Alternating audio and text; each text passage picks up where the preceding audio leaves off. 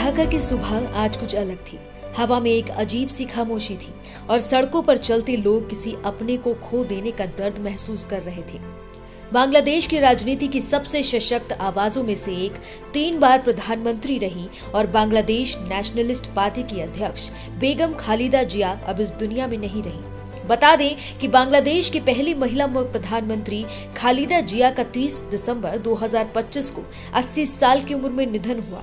बुधवार 31 दिसंबर को ढाका में उनका अंतिम संस्कार किया जाएगा। विदेश मंत्री एस जयशंकर भी 31 दिसंबर को ढाका जाएंगे। वो खालिदा जिया के जनाजे में शामिल होकर भारत का प्रतिनिधित्व करेंगे। ये जानकारी एक आधिकारिक बयान के हवाले से सामने आई है। दिलचस्प बात यह है कि पाकिस्तानी विदेश मंत्री भी इस दौरान ढाका में मौजूद रहेंगे। 80 साल की उम्र में लंबी बीमारी से जूझते हुए उन्होंने ढाका के एक अस्पताल में अंतिम सांस ली।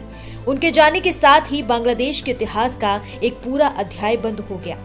खालिदा जिया की कहानी सत्ता से शुरू नहीं होती, बल्कि संघर्ष से जन्म लेती है। पश्चिम बंगाल के जलपाईगुड़ी से जुड़ी जड़ों वाली एक साधारण लड़की जिसने कभी नहीं सोचा था कि वो एक दिन पूरे देश की राजनीति की दिशा तय करेगी। बंटवारे के बाद उनका परिवार पूर्वी पाकिस्तान आया और यहीं से उनकी जिंदगी ने एक नया मोड़ लिया।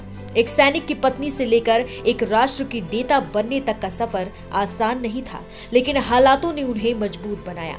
उनकी जिंदगी का सबसे निर्णायक मोड़ तब आया जब उनके पति और बांग्लादेश के पूर्व राष्ट्रपति जियाउर रहमान की हत्या कर दी गई। यही वो पल था जिसने खालिदा जिया को निजी दुख से निकालकर सार्वजनिक जीवन की सबसे कठिन लड़ाई में उतार दिया।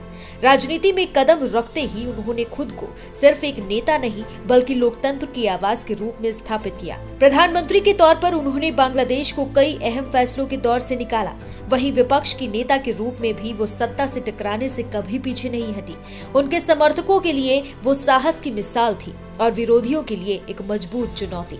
यही वजह है कि खालिदा जिया का नाम बांग्लादेश की राजनीति में हमेशा मजबूती और जिद के साथ लिया जाएगा। उनके निधन की खबर सामने आते ही पूरे बांग्लादेश में 3 दिन के राष्ट्रीय शोक की घोषणा कर दी गई है। ढाका से लेकर देश के दूर दराज इलाकों तक लोग नम आंखों से उन्हें याद कर रहे हैं। राजनीतिक मतभेदों से ऊपर उठकर आज हर कोई ये मान रहा है कि खालिदा जिया ने बांग्लादेश की लोकतांत्रिक पहचान को गढ़ने में अहम भूमिका निभाई है।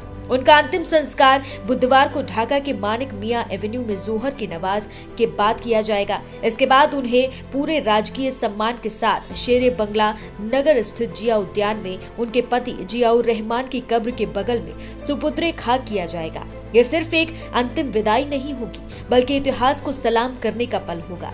खालिदा जिया के अंतिम संस्कार में अंतर्राष्ट्रीय समुदाय की मौजूदगी इस बात का सबूत है कि उनकी पहचान सिर्फ बांग्लादेश तक सीमित नहीं थी। भारत, नेपाल, भूटान, मालदीव और श्रीलंका समेत कई देशों के प्रतिनिधि ढाका पहुंच रहे हैं। भारत की ओर से विदेश मंत्री डॉक्टर एस जयशंकर इस अंतिम विदाई में शामिल होंगे, जो भारत सरकार और भारतीय जनता की ओर से श्रद्धांजलि होगी।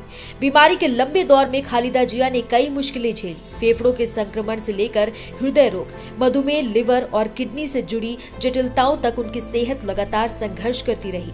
बेहतर इलाज के लिए उन्हें लंदन भी ले जाया गया, लेकिन किस्मत को कुछ और ही मंजूर था। मंगलवार की सुबह फजर की नमाज के तुरंत बाद उन्होंने इस दुनिया को अलविदा कह दिया। प्रधानमंत्री नरेंद्र मोदी समेत कई वैश्विक नेताओं ने उनके निधन पर शोक व्यक्त किया है। उन्हें एक ऐसी नेता बताया गया जिनका योगदान बांग्लादेश के विकास और क्षेत्रीय रिश्तों में हमेशा याद रखा जाएगा। उनके समर्थकों के लिए वो उम्मीद थी और आलोचकों के लिए भी एक ऐसी शख्सियत जिसे नजरअंदाज करना कभी मुमकिन नहीं था। खालिदा जिया का जाना सिर्फ एक राजनीतिक नेता का जाना नहीं है, ये उस दौर का अंत है जहां राजनीति में व्यक्तिगत बलिदान, संघर्ष और लोकतंत्र के लिए लड़ने का जज्बा सबसे ऊपर था। आज बांग्लादेश उन्हें सिर्फ एक पूर्व प्रधानमंत्री के तौर पर नहीं, बल्कि एक ऐसी महिला के रूप में याद कर रहा है जिसने हालातों से हार मानने के बजाय इतिहास रच दिया।